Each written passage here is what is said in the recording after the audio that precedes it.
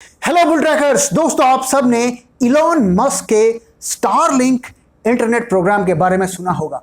तो प्रश्न ये उठता है कि क्या इसकी वजह से इंडियन टेलीकॉम इंडस्ट्री के प्लेयर्स यानी कि जियो, एयरटेल, आइडिया क्या खतरे में हैं? क्या आने वाले वक्त में इनका बिजनेस खत्म हो जाएगा? आज इस वीडियो में हम इसी बारे में बात करेंगे और मैं आपको बताऊंगा पूरी एनालिसिस। आइए सबसे पहले समझते हैं कि ये स्टारलिंक इंटरनेट प्रोग्राम क्या भला है।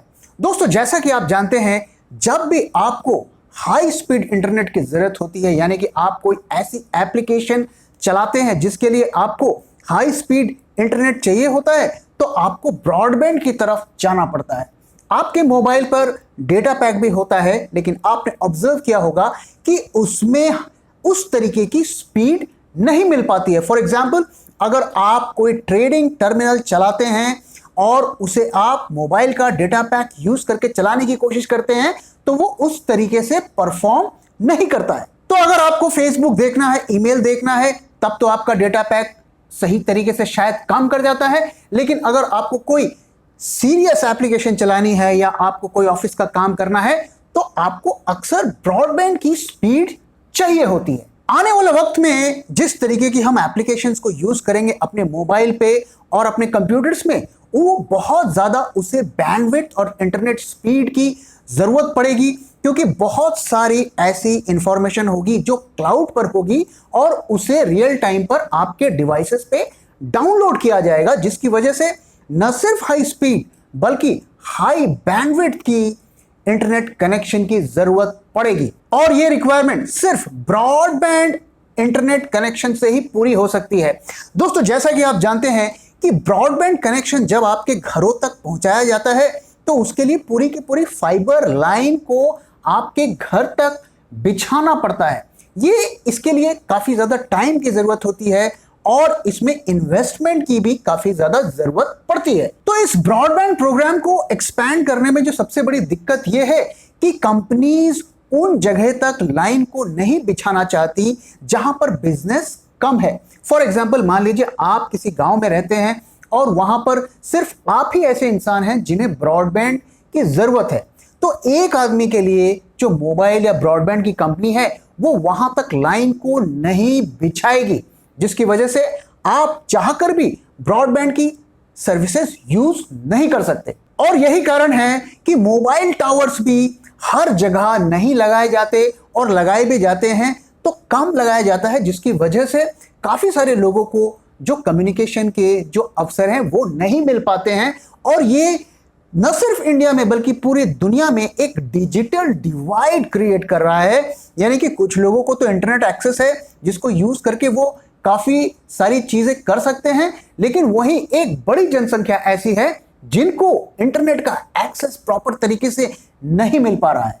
तो इस प्रॉब्लम को कैसे फिक्स किया जाए? इस प्रॉब्लम को फिक्स करने का जो तरीका कंपनीज ने ढूंढ निकाला है वो है low earth orbit satellite internet constellation solution, यानी कि लियो सैटेलाइट सोल्यूशन। और ये इंटरनेट जो है सैटेलाइट्स को यूज करके घर घर तक पहुंचाया जाएगा, और इसके लिए कोई आपको लाइंस नहीं बिछानी पड़ेगी आपके घर तक।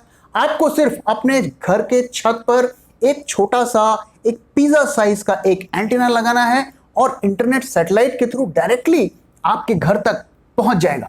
इस टेक्नोलॉजी को कई नाम से बुलाया जाता है, लियो सैटेलाइट या सैटेलाइट इंटरनेट, और इस तरीके के और भी कई नामों से इसको जाना जाता है। इस टेक्नोलॉजी में क्या होता है कि बहुत सारे छोटे छोटे सैटेलाइट जो है अर्थ के ऑर्बिट में डाले जाते हैं और उसका एक नेटवर्क बनाया जाता है। और ये नेटवर्क उसी तरीके से थोड़ा थोड़ा काम करता है जैसे कि जमीन पर हमारे मोबाइल टावर्स का नेटवर्क है। इसे लो ऑर्बिट इसलिए कहा जाता है क्योंकि ये काफी नीचे होते हैं जो कन्वेंशनल सैटेलाइट्स होते हैं उससे। तो आखिर इसमें नया क्या है? कम्युनिकेशन सैटेलाइट्स तो पहले भी छोड़े जाते थे और सैटेलाइट्स को यूज करके कम्युनिकेशन यूज किया जाता था। डिफरेंस ये है कि जो पहले के जमाने में जो जियो सैटेलाइट्स छोड़े जाते थे वो बहुत बड़े आकार के सैटेलाइट्स होते थे। एक मान के चलिए कि एक मिनी बस के आकार के वो सैटेलाइट्स होते थे और उन्हें काफी ऊपर अर्थ से ऊपर ले जाकर छोड़ा जाता था करीब 35,000 kilometre above the surface of the earth, जबकि जो लियो सैटेलाइट्स हैं उन्हें जो है काफी नीचे जाकर छोड़ा जाता है, करीब 1000 kilometre above the earth surface. और इनके जो सैटेलाइट्स के जो साइज होते हैं वो आप मान के चलिए मोटा मोटा एक स्टडी टेबल के आकार के होते हैं। तो पुराने जमाने के जो सैटेलाइट्स होते थे वो उन्हें लॉन्च करना महंगा होता था और वो कम संख्या में छोड़े जाते थे, और चूंकि उनका साइज बड़ा होता था और वो काफी ज्यादा ऊपर लोकेटेड होते थे, तो कुछ ही सैटेलाइट्स पूरी दुनिया को कम्युनिकेशन की अपॉर्चुनिटी दे पाते थे। ये कुछ इसी तरीके का है जैसे अगर आप किसी टॉर्च को अगर आप दूर रखेंगे तो वो ज्यादा एरिया को रोशन करेगा, लेकिन उसकी लाइट की इंटेंसिटी कम हो जाएगी। वहीं अगर आप टॉर्च को किसी ऑब्जेक्ट के पास में रखेंगे तो वो छोटे एरिया को कवर करेगा, लेकिन उसकी लाइट की इंटेंसिटी ज्यादा होगी। तो जो लियो सैटेलाइट का कॉन्सेप्ट है कि वो अर्थ से काफी नजदीक उन सैटेलाइट्स को छोड़ा जाता है और उनकी कैपेसिटी काफी कम होती है, लेकिन वो कैपेसिटी को इस तरीके से बढ़ाते हैं कि वो बहुत सारे सैटेलाइट्स को वहां पर छोड़ते हैं और उसको यूज करके एक नेटवर्क बनाते हैं जिसके थ्रू वो पूरी दुनिया को इंटरनेट प्रोवाइड कर सकते हैं। तो आने वाले टाइम्स में आप देखेंगे कि tens of thousands of LEO satellites को लॉन्च किया जाएगा और उसे पूरी अर्थ के चारों तरफ उसका एक घेरा बना दिया जाएगा, और ये हमारी इंटरनेट की प्रॉब्लम्स को तो सॉल्व कर देगा, लेकिन और कई तरीके की प्रॉब्लम्स को क्रिएट करेगा। और इस बात के लिए भी तैयार रहिए कि उन सैटेलाइट्स में आपस में टक्कर हो सकती है और स्पेस में कचरा बहुत ज्यादा बढ़ सकता है। वैसे ये जो स्पेस इंटरनेट की टेक्नोलॉजी है ये कोई नई टेक्नोलॉजी नहीं है, इसे 2000 में ही स्टार्ट किया गया था और मोटरोला ने इरिडियम नाम की सैटेलाइट सर्विस, इंटरनेट सर्विस शुरू किया था और कई सारे जो सैटेलाइट्स थे उन्हें लियो सैटेलाइट्स उन्हें स्पेस पर छोड़ा था।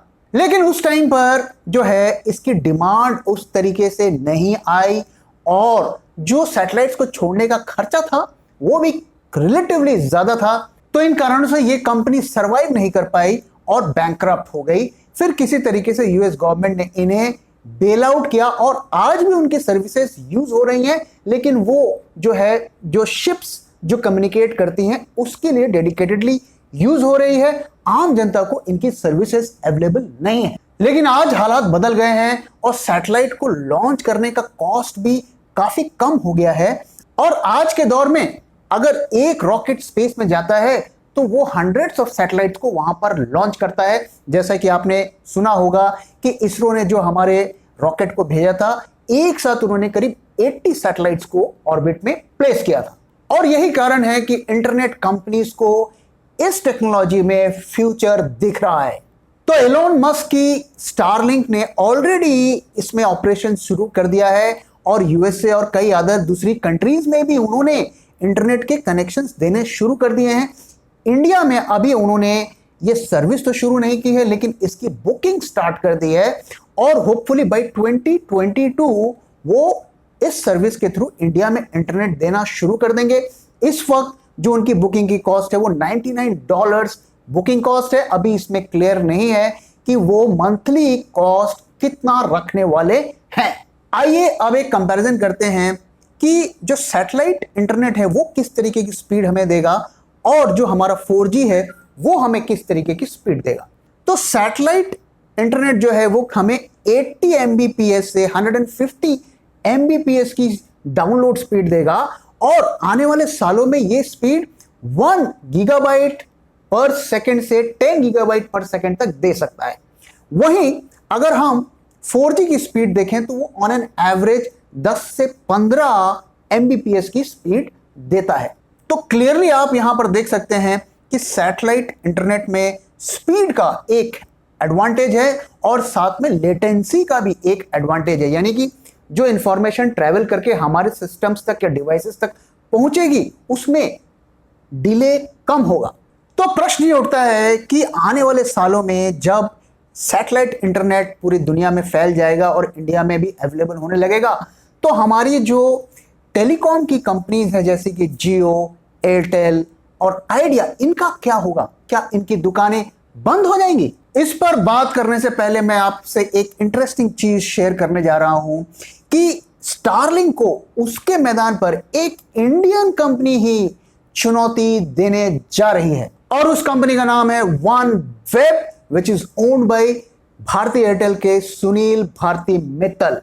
और इसे मैं इंडियन कंपनी कह रहा हूं, लेकिन दरअसल इसमें सुनील भारती मित्तल का 45% स्टेक है, यूके गवर्नमेंट का 45% स्टेक है और 10% जो दूसरे स्टेक होल्डर्स हैं उनका स्टेक है। तो इनकी सर्विस भी 2022 तक शुरू होने वाली है और इन्होंने टारगेट किया है कि ये दुनिया की पहली ग्लोबल सैटेलाइट इंटरनेट कंपनी बनने जा रही है। ऐसा इसलिए क्योंकि पूरी दुनिया में इसके इंटरनेट कनेक्शंस अवेलेबल होंगे, अमेरिका से अफ्रीका तक और अफ्रीका से इंडिया तक। तो आइए एक कंपैरिजन करते हैं वन वेब में और स्टारलिंक में।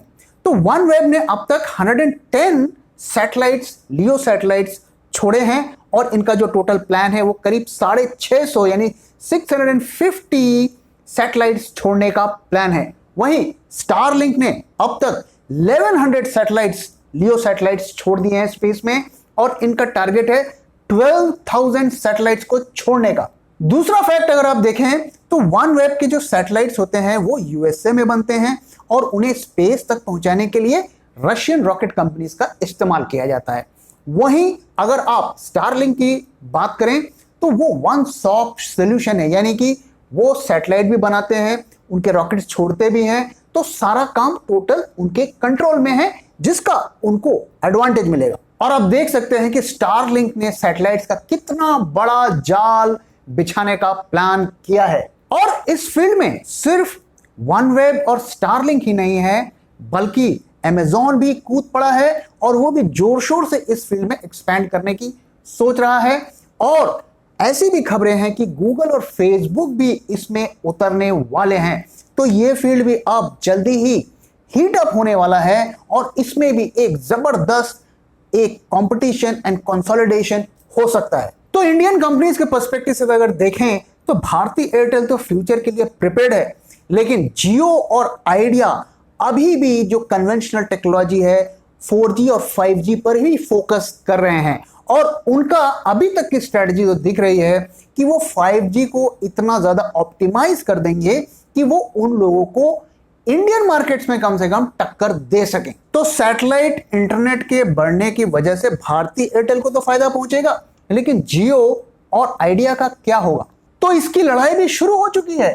देखिए दोस्तों, आने वाले सालों में जो इंडियन टेलीकॉम का पर ईयर का जो मार्केट साइज है वो करीब 20 बिलियन यूएस डॉलर्स का है, जो बनता है करीब 1.5 लाख करोड़ रुपीस। और यहां पर मैं सिर्फ एक साल के बिजनेस की बात कर रहा हूं, तो कोई भी पार्टी हार मानने को तैयार नहीं है। आइडिया और जियो के पास सैटेलाइट इंटरनेट नहीं है, लेकिन वो 5G को यूज करके और अपने प्राइसेस को कॉम्पिटिटिव रह के इन कंपनीज को चैलेंज करने की कोशिश करेंगे। लेकिन यहां पर एक पेच फंसा हुआ है जो फ्यूचर का रास्ते तय करेगा। देखिए दोस्तों, जो मोबाइल कंपनीज होती हैं वो गवर्नमेंट को, इंडियन गवर्नमेंट को एक मोटी स्पेक्ट्रम फीस देती है, जो कि सैटेलाइट इंटरनेट कंपनीज जो है वो कह रही हैं कि हम ये फीस नहीं देंगे, हमें इस फीस को माफ करो। और अगर उनसे इन फीसेस को चार्ज किया गया तो उनके प्राइसेस बहुत ज्यादा बढ़ जाएंगे। तो जो सेल्युलर कंपनीज हैं वो लगातार ये अपील कर रही हैं कि उनसे भी स्पेक्ट्रम के चार्जेस लिए जाएं। सैटेलाइट कंपनीज का कहना है कि देखिए, दुनिया में हर जगह जो होता है उनसे स्पेक्ट्रम चार्जेस नहीं लिए जाते हैं और कई कंट्रीज में मामूली जो एडमिनिस्ट्रेटिव फीस ही चार्ज किया जाता है, कहीं पर भी उन्हें स्पेक्ट्रम की फीस नहीं देनी पड़ती है। तो अगर ये इंटरनेट सैटेलाइट कंपनीज पे स्पेक्ट्रम फीस लगाया जाता है तो आप मान के चलिए कि वो इंडिया में धंधा नहीं कर पाएंगी। इस पर भारती एयरटेल बिल्कुल खामोश है और न्यूट्रल स्टैंड लिए हुए है, क्योंकि कोई भी फैसला आए उसको इसका फायदा मिलेगा। वहीं सैटेलाइट कंपनीज का यह आरोप है कि जो इंडियन सेल्युलर कंपनीज हैं इन्होंने काफी मात्रा में स्पेक्ट्रम खरीद करके उसकी जमाखोरी की हुई है और वो नहीं चाहते हैं कि नई टेक्नोलॉजी इंडियन मार्केट में आए और यहां के कंज्यूमर को उसका फायदा मिले। अब इसका सॉल्यूशन अभी तक नहीं निकला है, डिस्कशंस हो रहे हैं, देखते हैं कि गवर्नमेंट क्या डिसीजन लेती है। लेकिन गवर्नमेंट के लिए यह डिसीजन लेना आसान नहीं होगा, क्योंकि गवर्नमेंट को दोनों तरीके की सर्विसेज की जरूरत है। देखिए दोस्तों, अगर आप इंडिया का इंटरनेट मैप देखें तो सिर्फ 30% रूरल एरिया ही आपके इंटरनेट कवरेज में आते हैं, यानी कि सिर्फ 30% एरिया में ही इंटरनेट अवेलेबल है। अगर आप वायर्ड इंटरनेट कनेक्शन या जो फाइबर जो ब्रॉडबैंड कनेक्शन है उसकी बात करें तो सिर्फ 10% रूरल एरिया ही कवर होता है। डिजिटल इंडिया प्रोग्राम के अंदर गवर्नमेंट की ऐसी प्लानिंग है कि 2 to 3 लाख गांव को इंटरनेट अवेलेबल कराया जाएगा और उसके थ्रू एडमिनिस्ट्रेटिव जो सर्विसेज हैं उनको लागू किया जाएगा। अब ये काम फाइबर के थ्रू तो होगा नहीं, क्योंकि कौन कंपनी जाकर उस रिमोट के गांव तक जाकर अपनी फाइबर की लाइन बिछाएगी। तो वहां तक का अगर हमें इंटरनेट पहुंचाना है तो गवर्नमेंट को ये सैटेलाइट इंटरनेट कंपनीज की ही सुविधाएं लेनी होगी। तो गवर्नमेंट चाह कर भी सैटेलाइट इंटरनेट कंपनीज को इंडिया में नहीं रोकना चाहेगी। केपीएमजी के एक रिपोर्ट के अनुसार आने वाले सालों में मिनिमम 15% ग्रोथ होगा सैटेलाइट इंटरनेट के फील्ड में। आइए दोस्तों, अब इस बारे में बात करते हैं कि इस पे हमारा क्या व्यू है। पहली चीज तो ये कि देखिए, satellite internet is the future. सिर्फ इंडिया में ही नहीं बल्कि पूरी दुनिया में आने वाले टाइम पर इसका बोलबाला होगा। लेकिन इंडिया में दोनों तरीके की सर्विसेज चलेंगी। उसका कारण क्या है कि इंडियन कस्टमर जो है बहुत ज्यादा कॉस्ट सेंसिटिव है। और फॉर एग्जाम्पल मान लीजिए कि आप 1500 रुपए इंटरनेट के लिए पे करते हैं और आपको मान लीजिए 20 Mbps की स्पीड मिलती है और इससे आपका सारा काम चल जाता है। कल आपको अगर कोई कंपनी आके कहती है कि आप हमें 5000 रुपीज दीजिए, यानी कि 3 गुना ज्यादा पे करिए और हम आपकी स्पीड 5 गुना बढ़ा देंगे, तो क्या आप उसे लेना पसंद करेंगे?